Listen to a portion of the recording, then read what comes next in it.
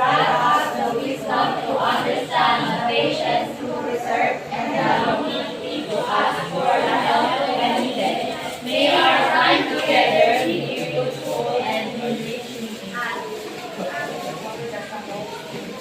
Everybody sing with. Okay, before we start, let's check the attendance. Now, write only the absent. Same as well the Einstein and Franklin area. Magsulat only the absent, Dalton, Einstein, and Franklin. Marda, please write the absent. All absent, ipasa sa amin today.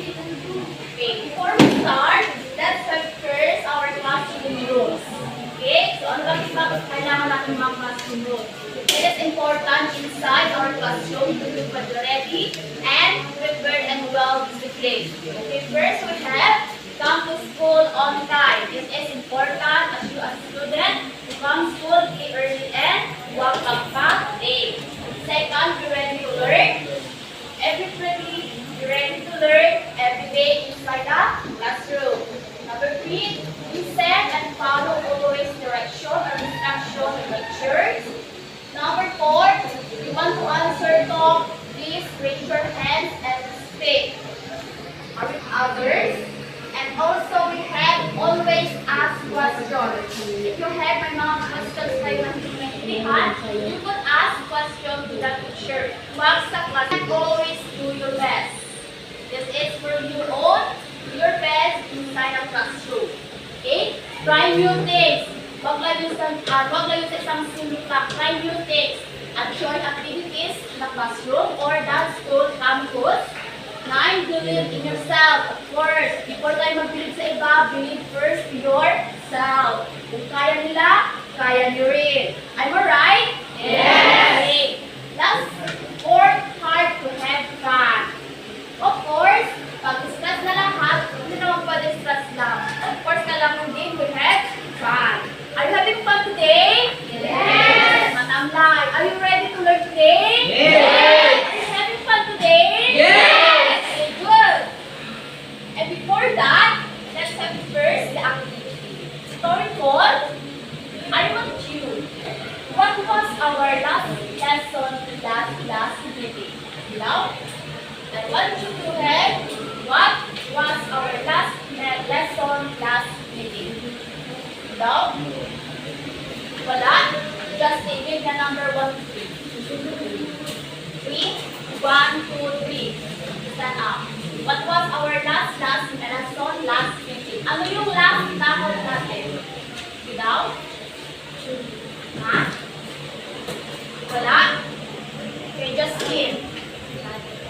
Okay, very good. It's all about project plan. What is, okay, give me the first format of the project plan.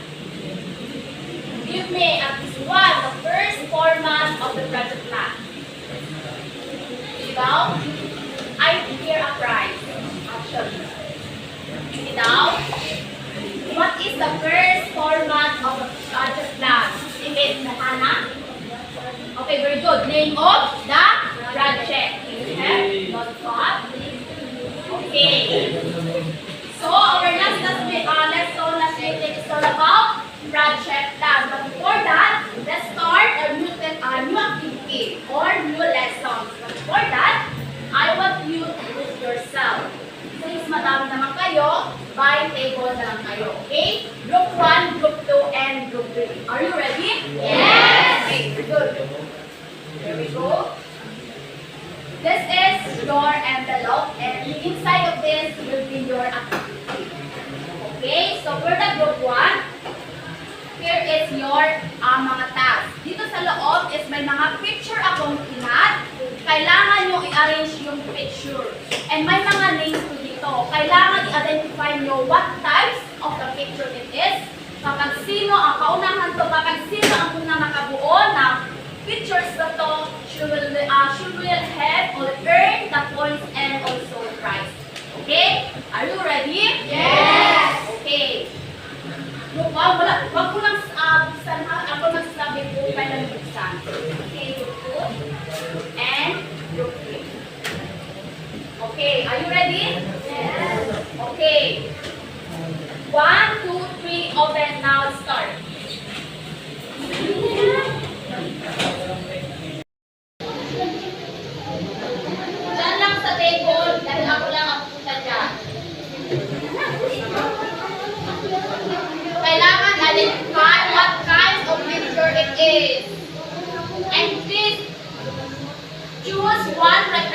representative to explain in front. Ano ba?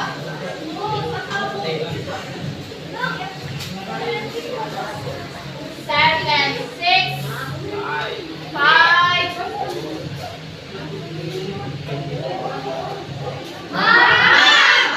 Okay, now one.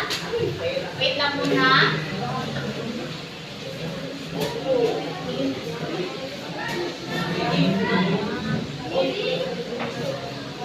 Choose at least one or two representatives to explain in front.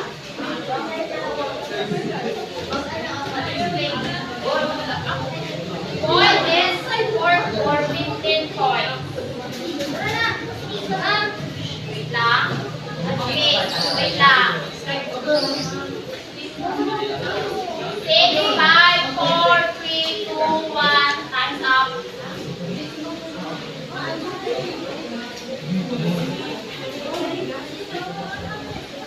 Ano man yan?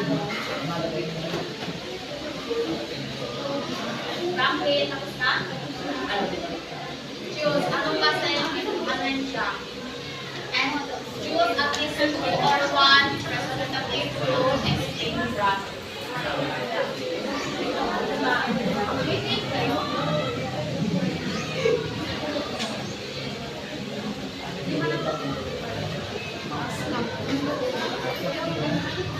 Okay, Dalton. Since Dalton na ang una, please raise your word. And at least one or two representatives to explain.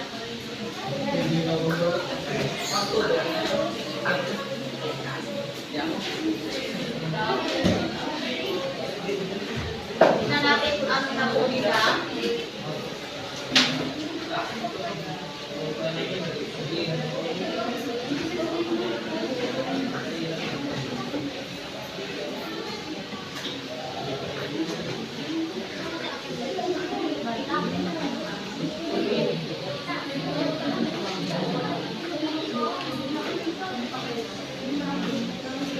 Okay, Frankie, please na yung word.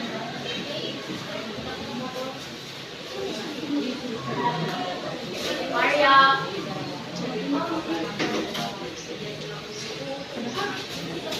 Okay na yan, yan na lang. Einstein, yan sa Einstein.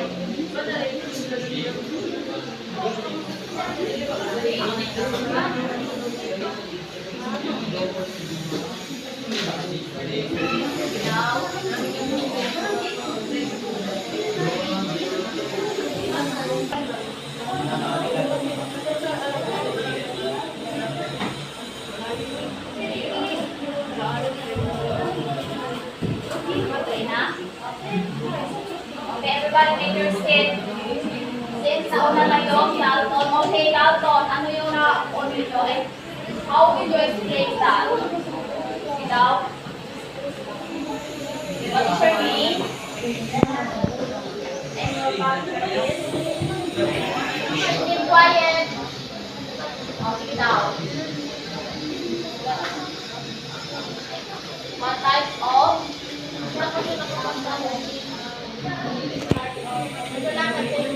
Louder.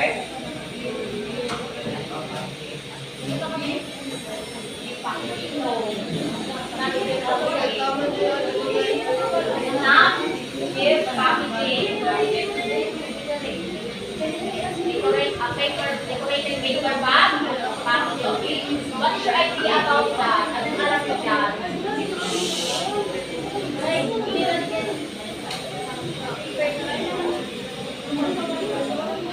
Okay, thank you for that.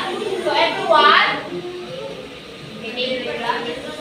Everyone, the Dalton is nakabuo sila ng decorated paper bag, types of packaging. So very simple and elegant and catching the eye. It is what is black with the project nyo. How about the Einstein? Ito? Ano yun sa Einstein? Okay, sa Einstein, ano na po ninyo? Ito? Ito, Justin. Ito, ano po?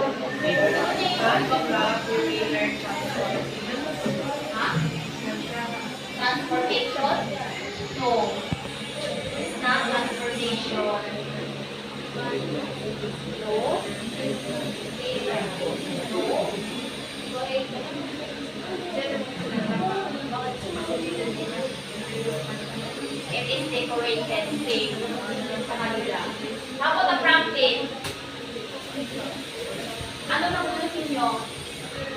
What types of packaging?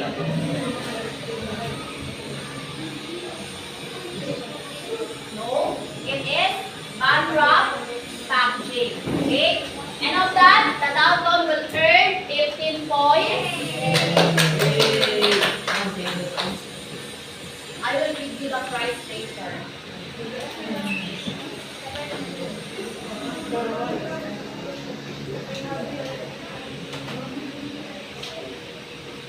Okay, group 2, 15 points. I will give you 5 points.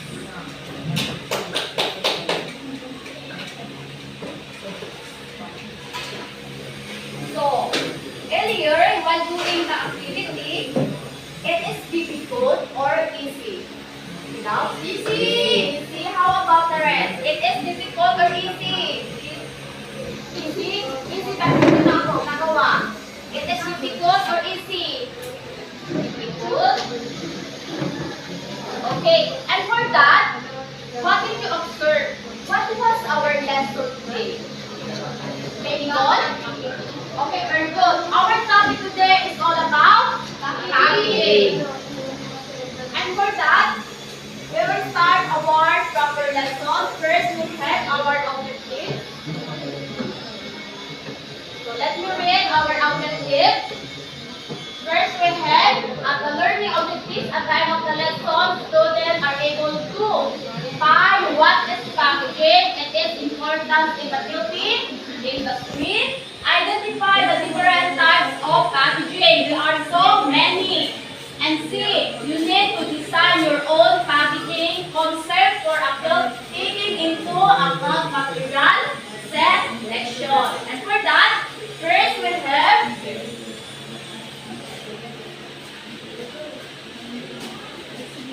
our topic is packaging. Okay, Justin, please read. Para sa kanila siya. Building product is the process of wrapping, and packaging and also refer to the container used to hold the fabric. The importance of packaging in building. Okay, yan na lang muna. Okay, very good. So, packaging, it is product to wrap or protect the building product. So, ito yung importante ng packaging. Lahat naman binibili natin is naka-filter. Whether it is food, product, or mga damit, naka-filter sa siya. Why it is important? For you to able para ma-satisfy yung mga customer. We as a customer, dapat satisfy tayo sa mga binibili natin. Like for example, tayo nabili tayo. Like for example, damit, dapat, or sa Shopee, dapat nakapackage siya, right? Pag nakita nyo yung Shopee nyo dumating sa inyo, hindi nakapackage. Anong iniisip nyo? Ulok? Another? Sira? Or scam? Or hindi kayo satisfied? Kasi iniisip nyo, baka ano na siya, o sira na. Diba? Kasi hindi siya well packaged. So, the importance of packaging in clothing industry. Yung mga importante ng clothing sa industry. Bakit naman siya importante? In the clothing industry, packaging plays a crucial role for various reasons. Yung packaging daw, importante siya for some reason. Ano kaya itong reason na to? It is ensuring the quality, marketability, and customer satisfaction associated with clothing products. Bakit siya? Para sa market pa lang, pag i-deliver na yung mga product, well packaged na yung mga product na dumating sa ilahan. Nakuha? Yes. Kaya siya importante for various sa reason.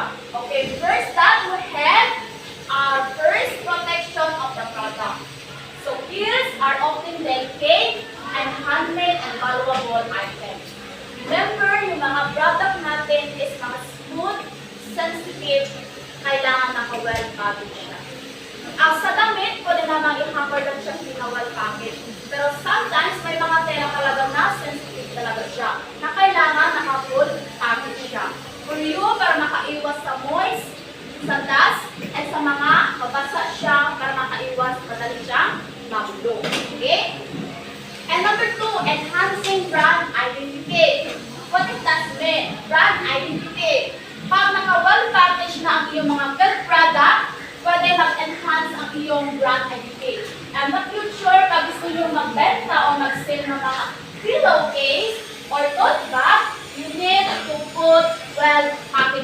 sa mga product ninyo or supplementa nyo. For that, para justify yung mga bibili sa inyo. Para mag-enhance, okay? Like for example, si Justin, he sells pillowcase. While si Mendoza, nag-sell siya ng tote bag. For na yun, ano ba ang mas trend? Pillowcase or tote bag? Okay, very good, tote bag. So, ano kailangan gawin ni Justin para ma-enhance yung branding niya, ma-enhance para makilala yung product mo? You need to design very beautiful your pillowcase para makilala siya. Ito, hindi lang to Justin ng pillowcase lang. Meron siya, kaya din ni Justin, even though pillowcase lang yung binibili ni at tinatenda ni Justin. So, that is enhancing brand identity. And next we have customer appeal. Ano ba nga ba ang customer appeal? Customer appeal and experience. Ito na yung pag bumili na yung mga customers sa inyo, ano yung experience nila sa product nyo. Satisfied ba sila? Gusto ba nila or hindi? Or may tendency, naligal kayo or nagreklamo kasi hindi sila satisfied sa product nyo. Okay, packaging affects how customer perceive and experience the product. Pag yung product ninyo well-filtered, of course, balik-balikan kayo ng mga customer ninyo. Pero kapag hindi, once na lang hindi na kayo babalikan or may tendency, sisiraan pa kayo in social media. You know how powerful social media is. I'm right? Yes. Okay. Number 4, differentiation in competitive market. Dito na pumapasok ang mga competition ninyo between Justin and Rodel. Anong meron si Justin na wala si Rodel? Anong meron si Rodel na wala si Justin? Diba? Kaya, kailangan well-packaged or make creative. Sa mga designs din sa Qtech, you can make or put logo. Sa logo na yun, ilagay yung mga description. What types of Qtech, anong fabric ang ginamit ninyo. Sino gumawa? Paano yung procedures niya and yung expiration ng product niyo. Para pag bumili ng mga customer, alam na nila it is good or bad product. Okay? Number 5, we have preservation and storage. Question. Nagtatagal ba ang Qtech or ang mga damit? Nagtatagal ba? Preserve ba talaga ang mga damit o panandali ng langwa or pampatagalan? Okay, very good. Pampatagalan. If nasa proper packaging sila or proper storage. Diba? Kung hindi palagi napunta ka na mabasa or hindi napunta ka na mga daga. It is well preserved. Nagtatagal siya. And for that, so ito yung mga various reason for that you're taking the industry. Ito yung mga reason bakit importante yung packaging sa industry. And for that, let's proceed to the different types of packaging. First, we have retailer packaging. Tinapad na natin diba? Who has an idea about retailer packaging? Diba? For another price, tinapad na natin yan. Who has an idea about retailer packaging? Now, Nico, give me a number. 1, 2, 3. Give me a number. 1, 2, 3. 1, 2, 3. Elsa. Stand up. Tinatag na natin to. Do you have idea what is retailer packaging?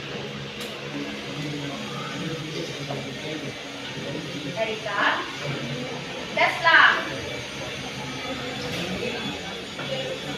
Ito yung pictures ng retailer packaging. Ikaw? Sa tingin, hindi tayo nakikinig. Wala mga ganti.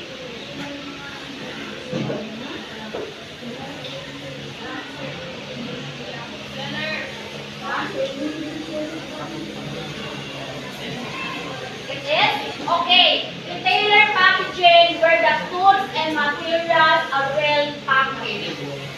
Pag pumunta kayo sa mga tindahan, yung tools and materials for filtered packaging is nakapackage na siya. For one, for you to able to see na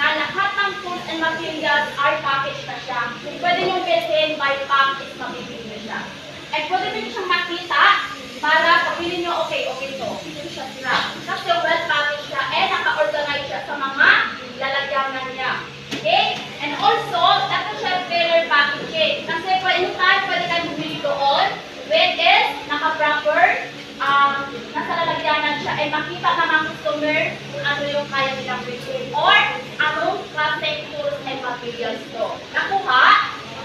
Okay, next we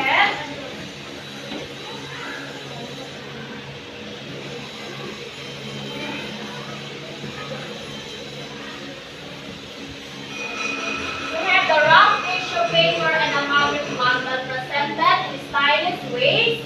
This type of packaging adds a thoughtful and elegant touch when presenting clothing materials or completed of project packaging. Ito naman is, what is that? Okay, very good. It is a gift packaging. So ito yung mga gift packaging. Did you get it? Is it easy to do? Yes or no? Yes. Are you familiar with this? Yes. Nagawa niyo na ba ito? Yes. Nako na? Kapag magpasa kayo, pwede ganito or pwede din sa mga different types of packaging. Nakuha? Okay. Next, we have the transportation packaging. Okay. Mendoza, please read.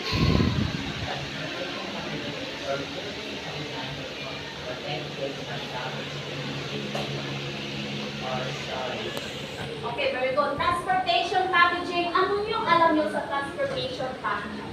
Justin? Transportation packaging.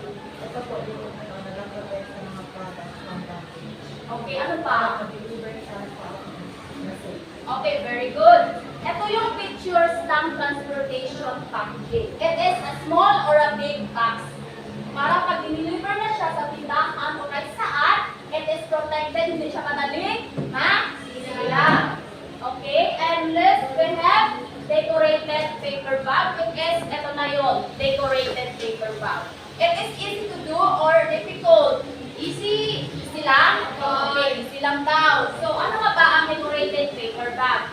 It has an elegant design with a lace cut top and paper flowers. So, yan. Embellishment making it ideal for packaging, handmade, gifts, or other wraps.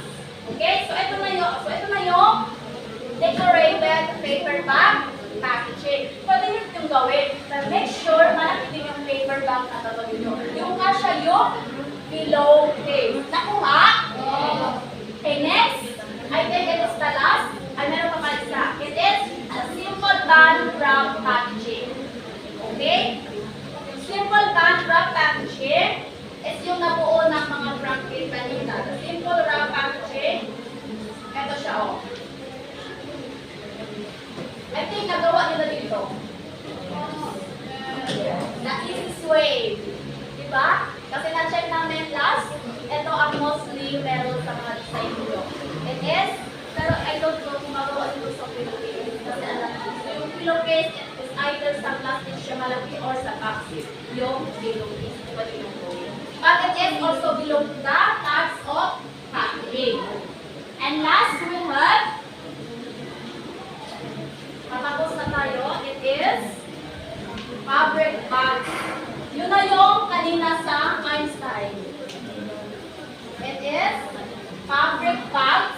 Because it's sweet. Ito ang fabric bag. Ano na po yung name na? Decorated bag. It is fabric bag. So, bakit siya fabric bag? Kasi tela lang yung ginamit nila. And nilagyan na lang nila ng design. Below din siya type of packaging. Pero dito, I don't think so nakasya dito yung pillowcase. Maybe sa tote bag, pwede nyo gawin ito type of packaging. Is it easy or difficult? Easy. And it also eco-friendly kasi hindi siya pwede tapon. Kasi it is a fabric. Pwede nyo siyang use not only once but so many times. Pag alam niyo kung paano gawin. Nakuha? Nakuha lang ba? Okay. And for that, tapos na yung lessons natin. Nakuha lang ba? You learned something? Yes! Okay. Sige daw. Ulitin ko. Ano na ulit yung retainer packaging? Sige daw.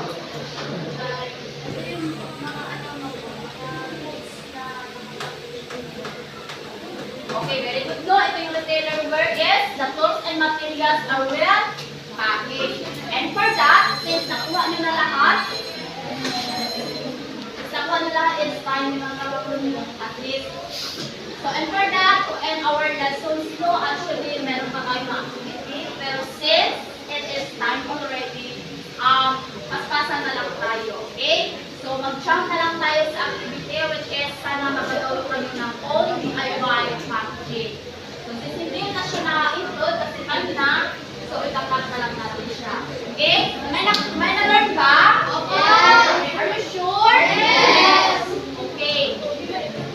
And for that, thank you so much everyone ha. Wait, hindi pa tayo na program. So for that, since yung group 1 is nakakuha ng 15 points, the rest by 5 points.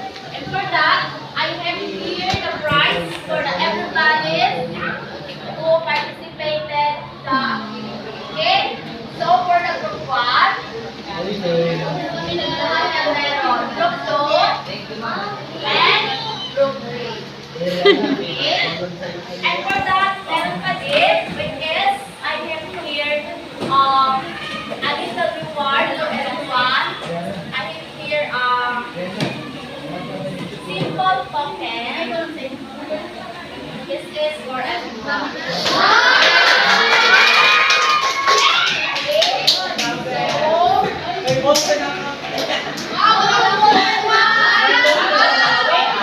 After this, may I request to have a picture everybody? You as a student picture. So, ibigay ko muna ito ha, before tayo mag-take a picture. Okay? Ilan kayo? Isa lang po ha?